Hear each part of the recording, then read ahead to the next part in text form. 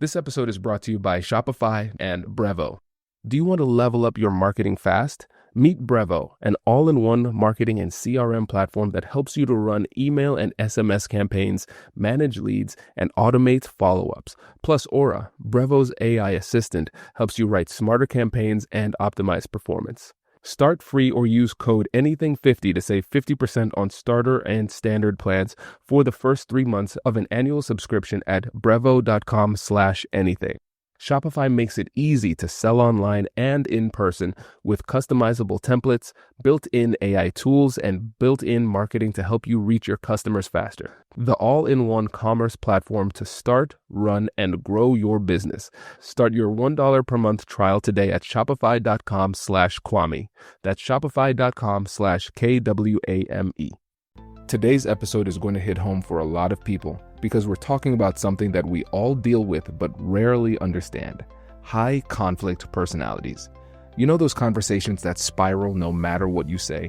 The ones where the person never takes responsibility, gets stuck in the past, or keeps pulling you into blame. Most of us try to fix them, reason with them, or give them insight, and as you'll hear today, that's the exact thing that makes the situation worse. And that's why I'm excited to have Bill Eddy on the show. Bill is one of the world's leading experts in high conflict behavior.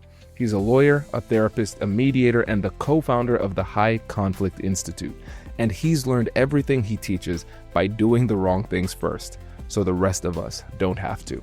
In this conversation, Bill breaks down why high conflict people act the way that they do, the traps we fall into when we deal with them, and the simple shifts that help you to move someone from blaming to problem solving, sometimes in under 30 seconds.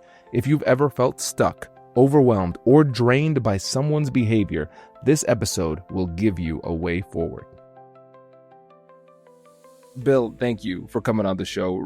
Been admiring your work, and you're one of the most brilliant minds in the world when it comes to navigating not just conflict, but high conflict individuals.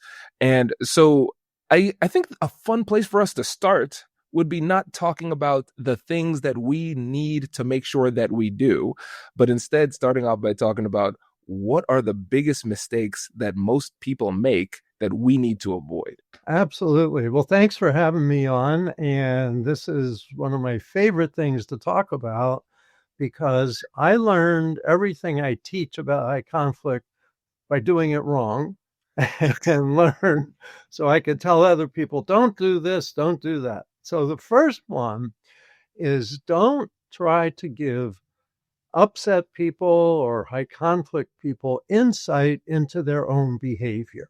It does not work, and it makes it harder to work with them. So when you feel like saying, how can I make him understand what he's doing wrong? That's not going to work. How can I make her see it's her fault? It's all her fault, or mostly her fault. And if it may be true, but they can't see it. There's a psychological barrier to it. They won't have the insight that you want them to have, and they won't like you as much. So that's one of the first things. And people that's probably 80% of what people do is say, well, let me tell you, buddy, you shouldn't do such and such. And you just have to forget about that. What I need to tell you is instead, focus them on what their choices are now. In other words, don't focus them inward, focus them outward on their choices. And then you can make progress and they can work with you in a lot of situations. That's number one. Incredible. And Bill, you know what I think is happening right now? I think a lot of people are pulling over, stopping their workouts, stopping their chores as they're listening to this and just having this eureka moment, realizing, wow, I've never approached conflict well because I always make that mistake. And we can understand psychologically, as you described, and we'll get deeper into it, why this happens.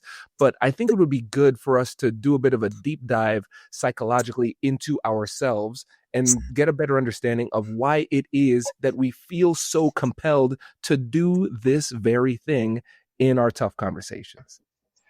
Well, it's so easy to see other people's bad behavior and to go, here's what other people need to do. We're really good at criticizing other people. it's harder to look at ourselves and go, oops, maybe I made a mistake here. I wonder what I should do different. Even though that's where progress really comes, is looking at us.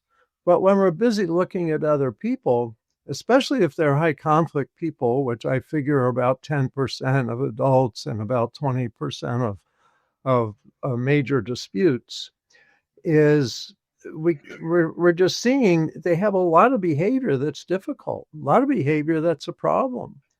But when you point it out to them, if that's part of their personality, that's the last thing that's going to help them. They're going to argue back, say, no, I'm not. You're the one that's doing such and such. And even though you may be right, totally right about their behavior, you can't get through. And so thinking you can get through if you hit harder or if you speak softer or if you put it in writing or whatever, it doesn't matter. Trying to give people insight into their own bad behavior, trying to give high conflict people insight into their own bad behavior just doesn't work. And that's part of why they're high conflict individuals. They have a narrow pattern of extreme behavior, unmanaged emotions, all or nothing thinking, and a preoccupation with blaming other people. And so it's easy to see from the outside, but you can't break through. And that's so important to know. It doesn't work. Get them focused on what to do next, not what they did before. What I'm doing, and listeners, I want to be clear on where I'm going here because there's a reason. I want to focus one more question on the internal side because I think it's so important. Because once we can start to get an understanding of why it is we feel so compelled to approach conversations in these inappropriate or successful types of ways, once we start to get an understanding of it, then we could recognize the feeling in the moment and then do the opposite, which would be the right thing under the circumstances. Right. Because we're going to spend more time getting into the nuts and bolts of what to actually do. But just want to spend one more question on this because I think there's a level of satisfaction that we're looking for in these conversations, a little bit of vindication or maybe a little bit of a vindictive drive we have where we say, listen, I want to catch the bad guy in the act and I want him to come to his knees and say, you know what? Bill, you're so right. I am so wrong and I apologize. And we never get that moment. And so for the listeners, what is it that we can do either before, during, or after the conversation that can give us the sense of validation or satisfaction that we're most likely not going to get from the other person? Excellent question. So I think what I do, especially like when I've done a lot of high conflict mediation, before I go into a mediation session, I call it putting on my armor. And what it is I remind myself of several short phrases. My favorite first one is, remember, Bill, it's not about you. I'm the mediator. They have a conflict with each other. And yet when it escalates, they're frustrated with each other. They may become frustrated with me. But what I have to remember is it's not about me. How can I help them? How can I redirect this? So I have to not get defensive. And that helps me as it's not about me. Another one is I'm not responsible for the other person's outcome. And I used to worry, I'd wake up early going, how can I make this person see? How can I make them do? How can I make things happen? And what I've learned is I can't make things happen. I can't control other people. And high conflict people are often kind of on their own track. I may be able to influence them, but I can't control. And often, because I've been a lawyer, a therapist, and a mediator, say, as a lawyer, often I know what they should do, but they just somehow internally have to do the opposite of what I think they should do. And I have to get used to not blaming myself for that. It's like they're just sometimes dedicated into going in the opposite direction of what I think will really help. So what I have to do is adapt. So I'm not responsible for their outcome. I'm only responsible for doing my part. And so the more I do, give information, I give advice, I write things, prepare things, do all of this, I have to give up being invested in it happening because the client may decide that's not where I'm going to go. I'm going to go somewhere else in terms of solutions. And maybe I can go with them and can say, I don't recommend that, but I'll work with you on that. Or maybe we're going to have to split up. It's like, I can't do that. Someone wants me to lie in court on their behalf, and I can't do that. We're going to have to end our working relationship if that's what you want from me. So I Yeah. just have to remember I can't control their outcome, that's in their hands. I can just try to influence and educate and empathize, but I can't control that outcome. That's the second. I love this approach, Bill, because really what we're seeing here is that we might know what to say or what to do in the conversation. We might have the right strategy or tactics that we want to employ in the conversation. But if we don't understand the mindsets that needs to go along with it, then it's going to be incredibly difficult to utilize those strategies when it matters the most. Because there is a lot of Zen and some elements of stoicism that I'm seeing going into this to minimize the role of the ego, so you could focus on the process and focus not so much on the outcome per se, but on the elements of the process that you can control in order to affect the outcome. Exactly. It's a letting go process, but still doing your best because you have knowledge or I have knowledge, and I want to make sure I share that with them. But I can't be certain they're going to use that or even like it. But sometimes they do. And so I have to keep putting it out there, but not be attached to it. And so you're right, it's kind of a Zen thing that you're putting out into the universe, but you can't control the universe. But you can do your job, and that's what I try to do. Right. Oh, this is great. And let's talk about the personality type, or I'd be interested to see your terminology for this, but the high conflict individual. And earlier you mentioned that about 10% of our interpersonal conflicts would be with people who are high conflict, and then about 20% of actual litigation would be categorized as high conflict, which when you think about it percentage wise, that means it's going to be more likely than not that you're not going up against somebody who is high conflict. But at the same time, oftentimes our experiences with people who are high conflict loom large in our memories. And then it might cause us to overestimate how frequently we engage with people who are high conflict. So can you tell us a little bit more about the frequency of these interactions, and then also how you're classifying people as high conflict within your framework? Yeah, so my framework is basically 4 characteristics. Is a preoccupation with blaming others, which means they're not taking responsibility for their own part. High conflict people don't look for what's my part. They see it 100% as other people's fault. So that's about 10% of people. Then the second is a lot of all or nothing thinking. And so they see things as all good, all bad. They see people as all good, all bad. And this often goes together. Third is unmanaged emotions. They're more likely to be outraged. They're more likely to, I find, burst into tears. They're more likely to want to run out of a room because they don't like what they heard. It just emotions take over. And the fourth is extreme behaviors. They may do things 90% of people would never do. Maybe punch a hole in the wall, or knowingly spread a rumor on the internet, or steal equipment from somebody's office. But things that 90% of people wouldn't do.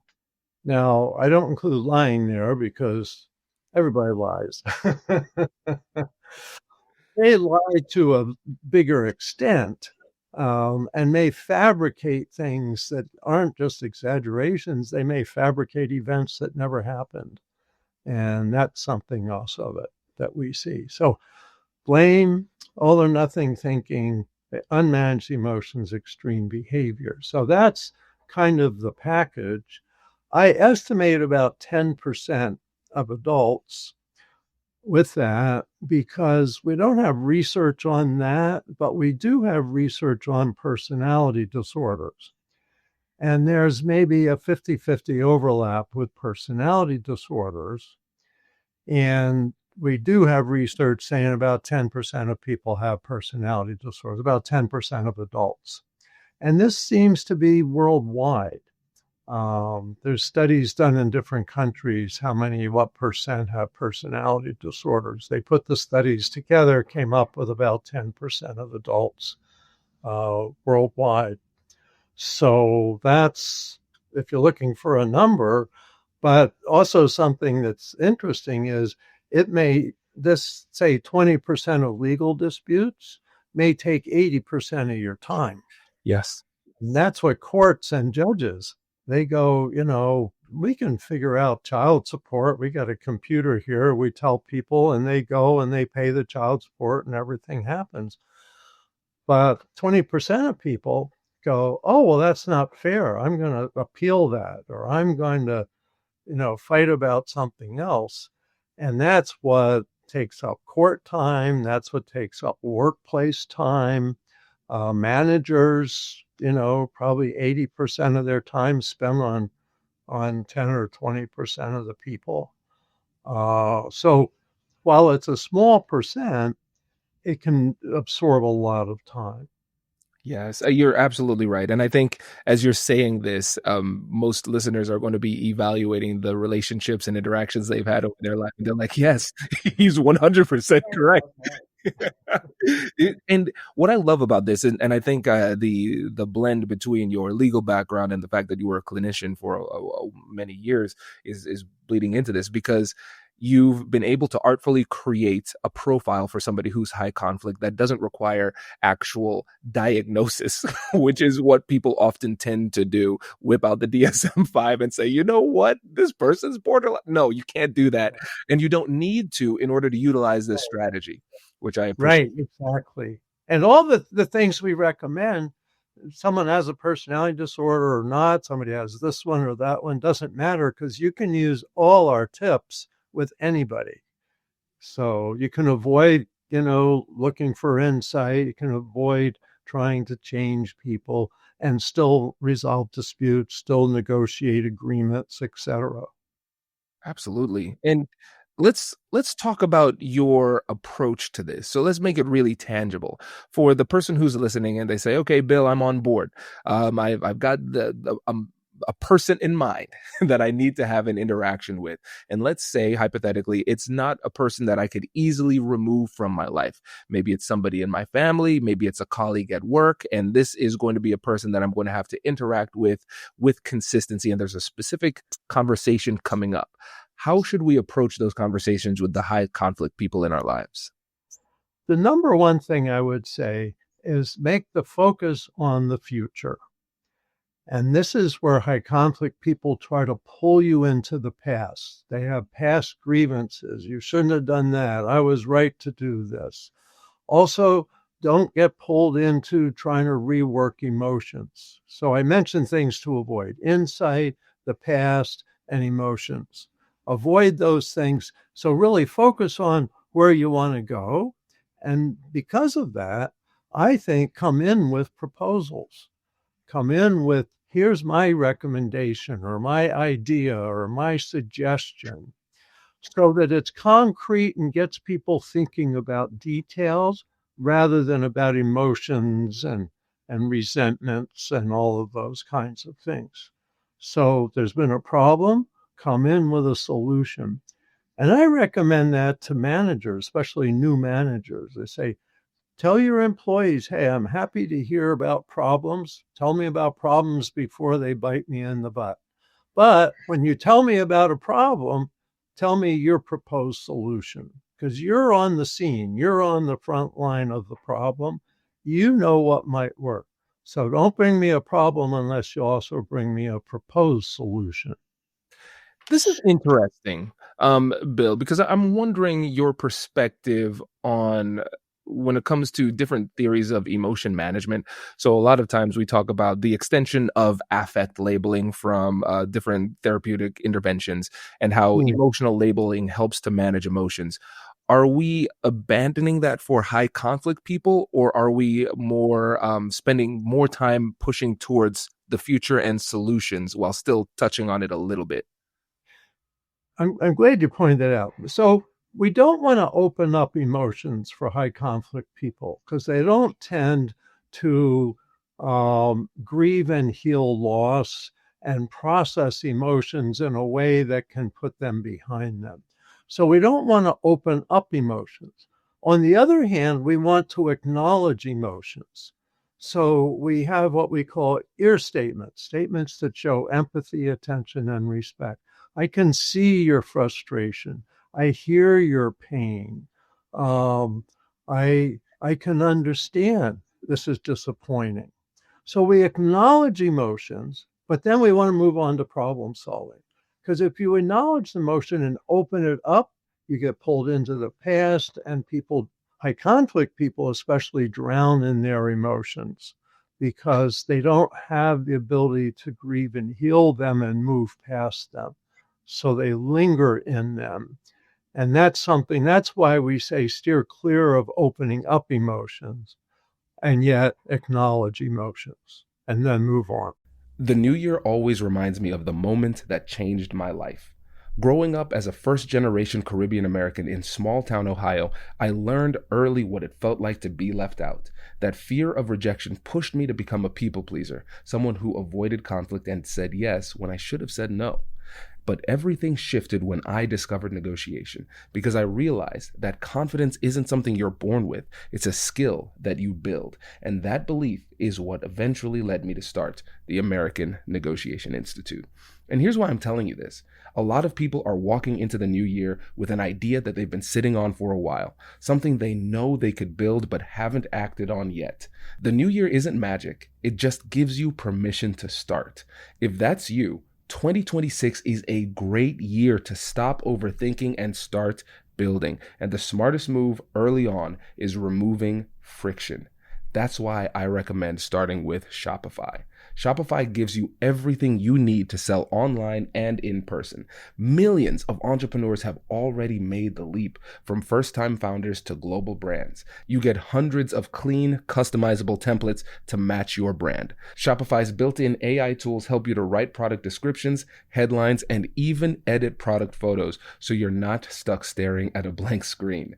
Marketing is built in too. You can create an email and social campaigns that reach customers wherever they scroll. And as you grow, Shopify grows with you. More orders, new markets, all managed from one dashboard. If confidence is a skill you build, execution is too. And having the right platform makes that a lot easier. In 2026, stop waiting and start selling with Shopify. Sign up for your $1 per month trial and start selling today at shopify.com/Kwame. Go to shopify.com/Kwame. That's shopify.com/Kwame. Hear your first this new year with Shopify by your side. Are you ready to take your business marketing to the next level? Meet Brevo, the all-in-one marketing CRM platform built to help you connect with customers, boost engagement, and grow your business smarter. With Brevo, you can manage all of your customer interactions in one place, nurture leads with their built-in CRM, reach your audience through emails and SMS, and keep them coming back with powerful automations. But here's where it gets really exciting. Meet Aura, Brevo's AI assistant. Aura helps you craft smarter campaigns by suggesting personalized content, optimizing send times, and even analyzing performance data to help you improve your strategy in real time. It's like having a marketing expert on your team 24/7. And of course, Brevo offers advanced analytics, seamless integrations, and AI-driven personalization, everything you need to create multi-channel campaigns that hit the mark every time. Get started for free today or use the code ANYTHING50 to save 50% on starter and standard plans for the first 3 months of an annual subscription. Just head to www.brevo.com/anything and take your marketing further with Brevo and Aura. This is And fascinating. that's a nuance. Yeah. This is so interesting. Okay, so let me make sure I'm getting it right. So you're still going to acknowledge the emotions. You're going to tell them what you see so they feel respected in that type of way. So Yeah. you're using the empathy and acknowledgement, but it sounds like we're not allowing them to dwell in that level of emotionality. And so let's make it really concrete. So let's say hypothetically, we're in a conversation, we say, okay, it sounds like this was really frustrating to you, and it seems as though the impact was significant in these types of ways. Am I getting that right? And then they say, yes. And then they go on with this long diatribe. And so at that point, how do we pivot then to the problem solving? That's when you pivot to the proposal. So now let's look at the next proposal, or let's look at the next idea for what to do so this doesn't happen again in the future. So you want to acknowledge where we are and move. And if you don't move, high conflict people will pull you backwards. So that's what we find. We say, wow, I see how frustrated you are. And they go, you're darn straight I'm frustrated. You know, the way that you treat me and the way that this organization and the way that, and look at last week alone, we don't want to go into that. So we can say, I can see your frustration. And now let's look at what do you propose can happen in the future so this will go better for you. That's what we need to do. Or I can say, I have a suggestion. Why don't we try this going forward? Or simply, let's look at our choices now. So you got to shift there, acknowledge and then shift. That's so fascinating because I think a mistake that a lot of people make, and I'll be candid here, I think a mistake that I have made a lot of times in the past is that I would focus on the acknowledgement and the validation of the emotions to the point where I'm saying I want to try to remove as much of it as possible by labeling until the temperature goes down to almost nothing. But it sounds like what we need to do is not really focus too much on the minimization of emotionality, but the showing the empathy, acknowledgement, and respect, which will lower the emotional temperature, but at the same time acknowledging we won't remove it completely, but we don't need to, and we should push to solutions a little bit sooner. That's exactly it. In other words, if you don't have to eliminate the upset emotion, you can connect with the person by giving them empathy, attention, and respect, and then direct to problem solving. And they kind of follow you. And it's like, well, I'm still a little irritated, I'm still a little upset, but I'm going to see where this goes, is often what they say. But an important thing in here I should spell out a little more is the reason that we don't want to open up emotions is because they don't go through the normal grieving and healing process. And let me just mention, for people that most people have heard of it, but don't remember the 5 parts. So there's denial, there's anger, there's bargaining, trying to, change the inevitable outcome. There's depression or sadness, and then there's acceptance. Well, high conflict people get stuck at anger. And so they don't go through the rest. And so they don't heal the past. And so they talk a lot about the past. They keep pulling things back to, I was right to do what I did. You were wrong to do what you did. And trying to rework the past so it isn't a loss. But it is a loss, but they can't process it. So what happens is high conflict people have a lot of unresolved emotions. And so when they focus on emotions, they usually feel bad. They feel worse. If they focus on thinking and doing, then they feel better. So what we've learned is rather than resolving emotions with high conflict people is we need to distract from emotions into problem solving, and then they feel better. And that's quite a shift. That's brilliant. That's brilliant. This is so fascinating because so tell me if I'm getting this part right, Bill. So with the high conflict people, get stuck in their emotions. They can't process it like somebody else could under the Mhm. circumstances. So it would not be as dangerous to spend time exploring emotionality and how their feelings and their perceptions about the past with somebody else who is not high conflict. It wouldn't be Right. as dangerous. But with That'd be this fine. subset, okay, that makes And that's often how you can tell, is because let's say 80% of people, you can talk about the past and they're not super defensive. They may be like, yeah, what went wrong there? You know, we had this conversation and suddenly we were irritated with each other. What went wrong? Oh, I misunderstood what you meant. Okay. And this is what I said, and this is what I really meant. Oh, okay. That resolves it. With high conflict people, it escalates. How dare you, you know, and it really is all your fault. And how dare you suggest I played a part in the problem? And as you get deeper into that, you go, okay, high conflict person, I'm going to shift the focus to let's look at what to do about this, to the future, to proposals, to choices, and away from emotions. And I remember one of my first mediations I did, and I did 40 years of mediation, first as a therapist, then as a lawyer. One of my first mediations was a divorce mediation, and it went 9 hours. And after 9 hours, we got nowhere. And I'm thinking, we're trying to resolve this like 20-year relationship, and it's not going to be resolved. They're getting divorced. It stopped working for them for one reason or another. And we said, look, let's meet again and just focus on what you each want going forward. And within 2 hours, we had most of their divorce resolved.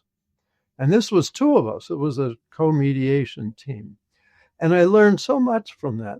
Don't try to resolve people's emotions and resolve their relationships when it's a really difficult situation. Focus on the problem solving nuts and bolts and calm and acknowledge emotions, but don't expect them to, quotes, resolve their emotional disputes. brilliant. And Bill, this gives us an opportunity to talk about your books too, because there are many, but let's focus on two. We have mediating high conflict disputes, and then the last one. So, what's your proposal? Shifting from blaming to problem solving in 30 seconds, which sounds miraculous. So I'm excited to get into this. So first, let's talk about mediating high conflict disputes. You just talked about one of the stories and one of the revelations. Now, Yeah. can you tell us a little bit more about what's in that book too?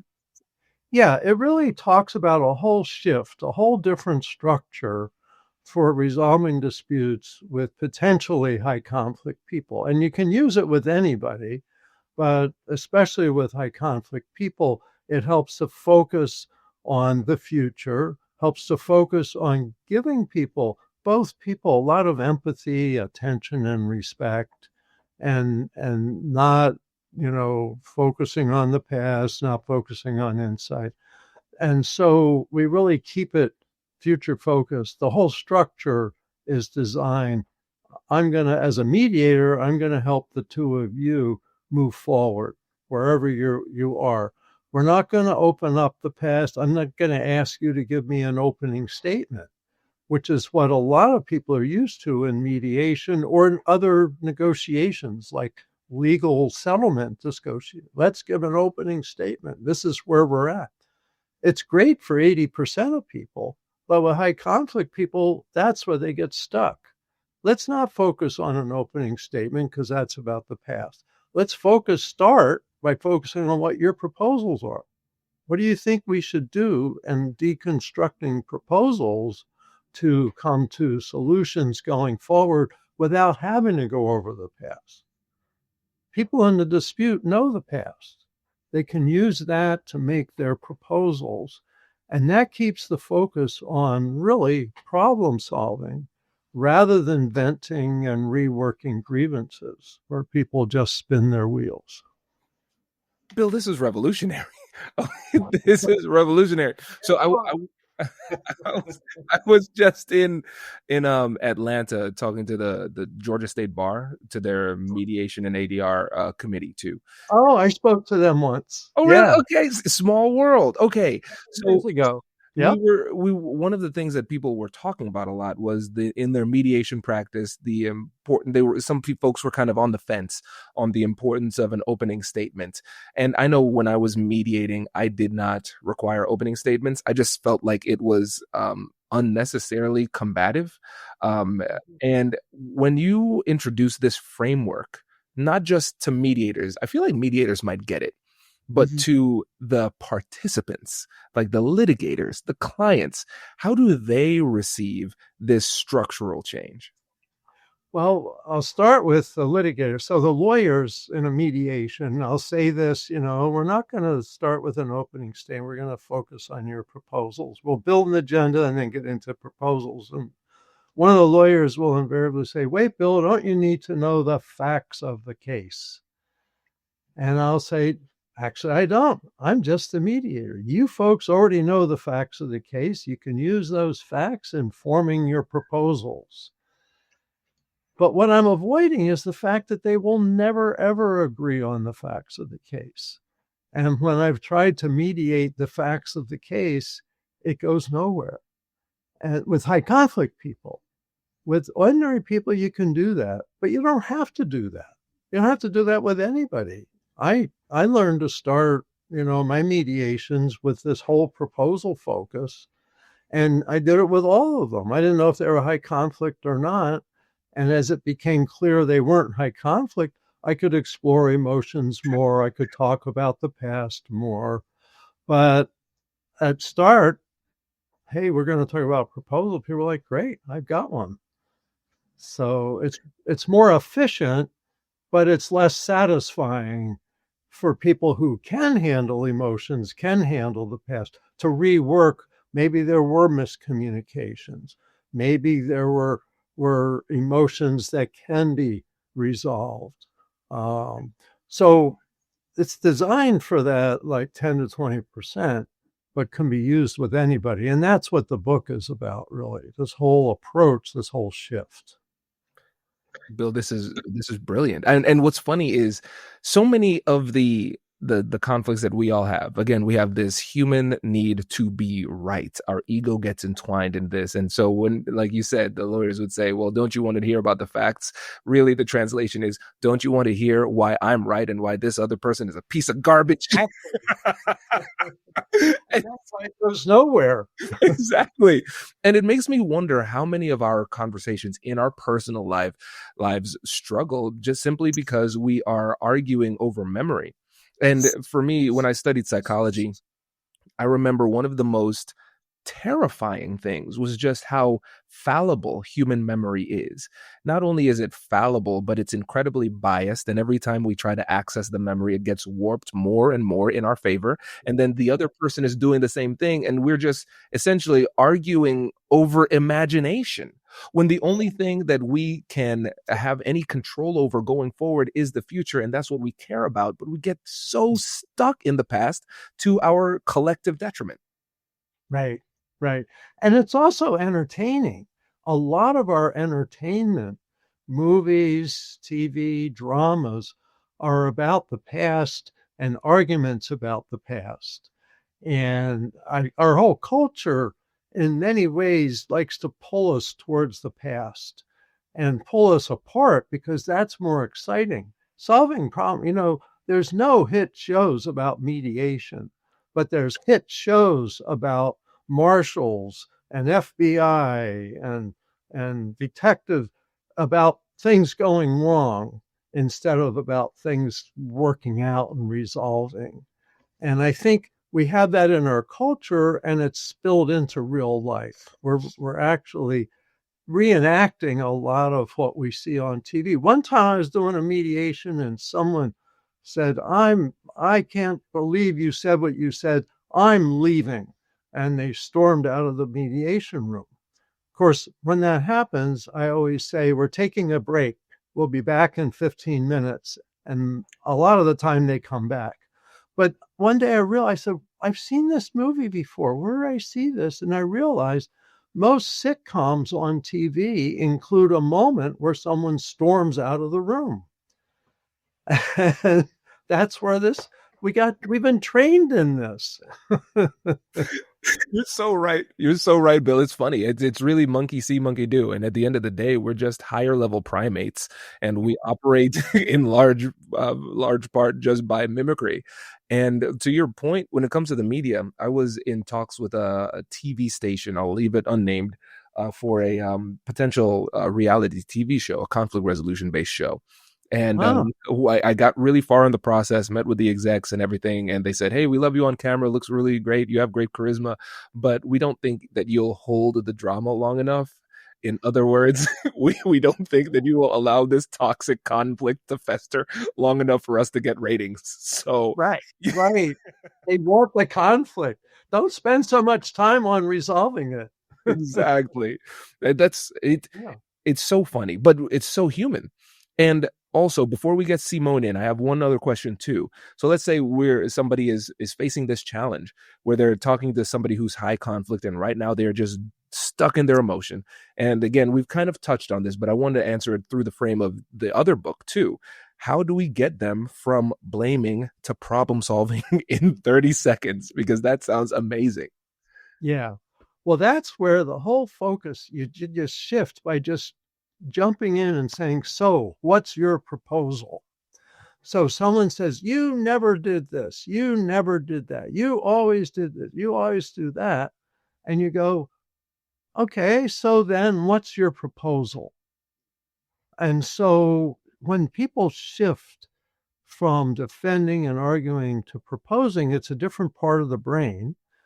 I think it's the left brain more for proposals, right brain defensiveness more. It just seems like the brain's a little bit divided up that way. And you go, oh, my proposal is, and what's interesting is people's demeanor changes, people's intensity changes. And I've done this in so many mediations where they start pointing fingers, business partners, a manager and employee, divorcing couples, parents and teenagers, pointing fingers, and I'll say, hang on, folks. So maybe this all happened. I don't know. I wasn't there. So what's your proposal? Oh, my proposal is that Johnny does such and such. Oh, well, Johnny, what do you think about that? Could you agree to that? Or would you say no? Or would you say, I'll think about it? And if you say no, you're going to have to make a proposal. Well, gee, no, I don't agree with that. Okay, what's your well, my proposal is, and you can like see the gears shifting. And that's why I said in 30 seconds, because I've seen it happen. People just get in gearing up in the argument and say, so what's your proposals? And it just totally changes the direction of it. And people can do that, but no one asks them, so what's your proposal? They're busy defending and attacking. And that's the culture. That's what we're used to. But this really works. And I've taught it, like I said, parents and teenagers, employees and managers, business partners, personal injury disputes, all of this. And people go, oh, yeah, I can do that. And it totally simplifies things and makes them very boring.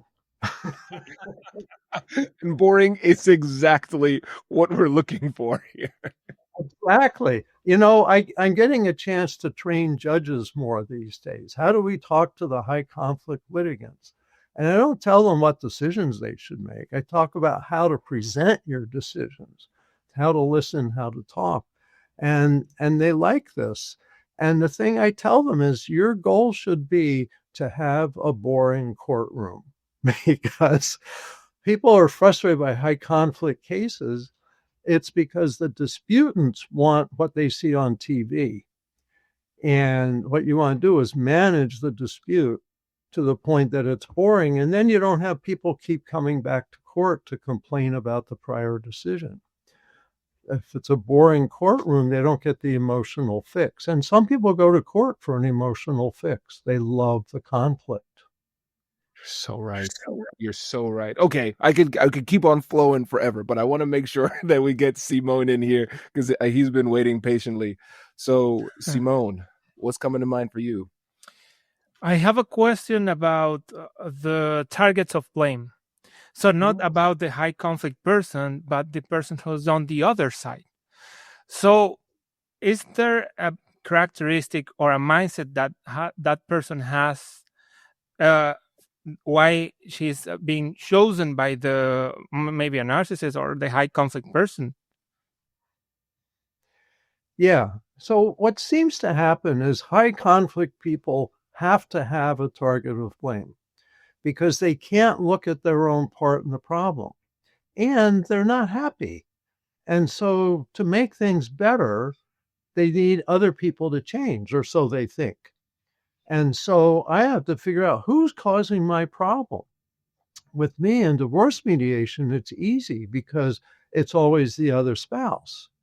And so how can I make the other spouse go away or change their behavior or even stay married? And so there's a target. There's someone that it's 100% their fault is what the high conflict person feels. And they honestly feel that way. But it doesn't work. It doesn't make things better. And so they end up in these intractable disputes, which really become intractable if you get teams on both sides. And that happens in high conflict divorce. There's some 40 years ago, one of the researchers, Janet Johnston, in a book said, it's tribal warfare. That's what high conflict divorce is. You've got parents and grandparents, you've got a lawyer, you've got a therapist, you've got two teams, and they start to hate each other. And that's because each side's seeing them as their target of blame. Now, I don't want to say all high conflict disputes are two-sided. Many of them, it's one high conflict person and a reasonable person on the other side trying to figure out what the heck do I do about this? But anyway, yeah, the theme is targets of blame are characteristic of high conflict people. They always have to have someone they can blame because they can't blame themselves. And is there anything we can do to avoid being a target of blame? Maybe it's the mindset that we have, and they choose us because they see that we have a mindset or a behavior that is is easier for them to manipulate us. Yeah, I would say avoid being too aggressive and avoid being too passive. Because what happens is if you're aggressive, then they can say, see what he's doing? He's abusing me. I'm a victim. He's abusing me. Look how he talks at me. Look how he frowns at me, you know? They'll see what you're doing as aggressive, but if you are aggressive, it's really easy for them to point the finger at you and blame you for that. But on the other hand, if you're too passive, it feels to them like you agree that it's all your fault. And so the thing is to be assertive. And the way to be assertive is to provide information and say, actually, that's not true. I wasn't the person making that noise that bothered you yesterday because I was out of town yesterday. So that would not have been me. So give information briefly like that. Don't criticize them and say, you're an idiot. I was out of town yesterday. Just say, you may not be aware I was out of town yesterday. So give information that counters their distorted thinking. But if you're too passive, they think you agree. And if you're too aggressive, then they say you're the abusive person. Thank you. A fine line. Now let's talk about something that will make avoiding the past a little bit harder. So let's say we push people to proposals, and let's actually keep that same example that you used, Bill. So let's say that we push to proposals, and then the person creates a proposal that is unnecessarily arduous for you, considering the fact that it is based on inaccurate information. So let's say you made the loud sound, and as a result, my proposal is for you to unplug all of your electronics and turn off your phone every single night going forward.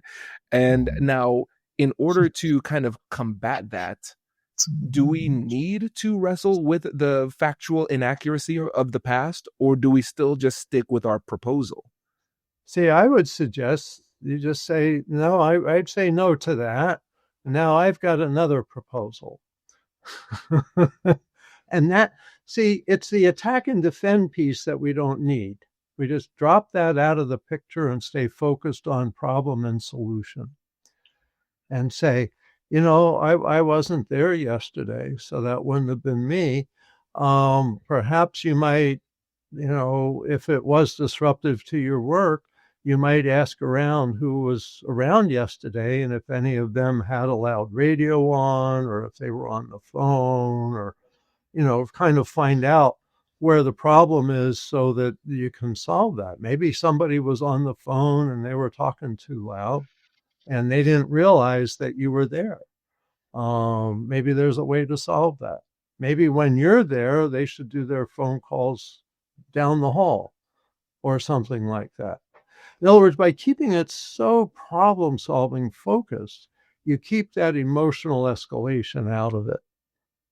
Oh, this is brilliant. So, okay. So it sounds like there's the brief acknowledgement to say, well, I wasn't there, and here is a solution. And then they might want to push into, yes, you were. And then we could just kind of end it by saying, well, we could agree to disagree on that. It doesn't make too much sense to argue on it, but let's go ahead and talk about other proposals and just keep it completely fact-based and proposal heavy.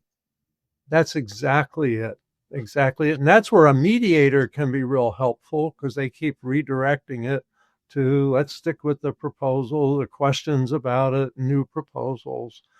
But if you're negotiating without a mediator, it's just, you have to try to remind yourself, just focus on what to do and not the reaction. So before you go, because I know we're coming up on time, but I want to focus on one more thing here too. When it comes to these situations, I want to make sure that we address power dynamics. So again, let's set the stage. Let's say this isn't a legal situation. This is a situation, maybe it is a manager. You are reporting to a manager, and it's a situation where you cannot easily escape, but the person has more power and they are high conflict. How do power dynamics play into your methodology? You can use the same strategy. I would emphasize what we call ear statements: empathy, attention, and respect, especially with someone more powerful. As say, boss, I really appreciate, how clear your instructions were with those 3 projects for me this week. And I need to know what your priority is, because I can't do all 3 of them this week. I need to know which one's the top priority, and I should be able to get at least one of these done. Which option, what do you prefer? What's your preference or something? So again, putting it into problem solving, giving them a chance to make a proposal. Well, I want you to do the first. Now, if they're high conflict, they might say, you have to do all 3. And I would say, I really wish I could. I appreciate your faith in me being able to do all of that, but I really don't think I can get them all done. So if you can give me some priorities, it would help me be probably the most efficient for you, because I want to do a good job for you. And that's probably what I'd say. Butter them up a little bit. Yeah. But get them focused on the what rather than the why. I really like that, because again, we can get into that attack defend dynamic where they might say, well, you're being lazy if you were to work harder and all those things. Like I understand that this is important to you, and I want to make sure that I'm the best teammate for you. So we're framing things from their perspective. Yes. Brilliant. Exactly. It's almost like you run the High Conflict Institute or something, Bill. I don't know. You seem to be really sharp with all of this. Well, let me just say I'm not alone. I want to give Megan Hunter credit. We co-founded High Conflict Institute in 2008. So we're now finishing 17 years and going strong. We're teaching this stuff around the world. Seems like there's high conflict everywhere. Who knew? Who would have thought? Wow. And would you say that it seems like high conflict, or the manifestations of high conflict in these different arenas of our lives, would you say that it's increasing? Yeah. And I would say a noticeable increase after COVID, that people spend too much time alone without using their social skills, too much time watching TV and movies and social media, which tends to pull people apart. And whatever bad behavior you have, you can find a group that will reinforce your bad behavior. And unfortunately, that's part of today's culture. So I think we have seen an increase since COVID. All the professionals I speak to refer to that. But what's exciting to me is we also have an increase in knowledge. And we have a lot of resources. Like you said, we've got like 20 books. We've got articles. Our website has video training. We do consultation. We have free articles, books you can buy that aren't like $20, pretty inexpensive. So there's a lot of solutions and a lot of people learning how to manage high conflict. And their stress just goes way down. We talk about finding the missing piece, PEACE. And I should add, we also have a podcast called It's All Your Fault. And easy to find. So, so while we're seeing high conflict increase, we're also seeing high conflict decrease in individual situations, and we just hope to expand that. So I appreciate programs like yours so you can educate all of your people about ways to reduce high conflict. Yes, and likewise. And thank you for your incredible contributions to the industry too. This is more important now than ever. So Bill, thank you for joining us. Really appreciate it.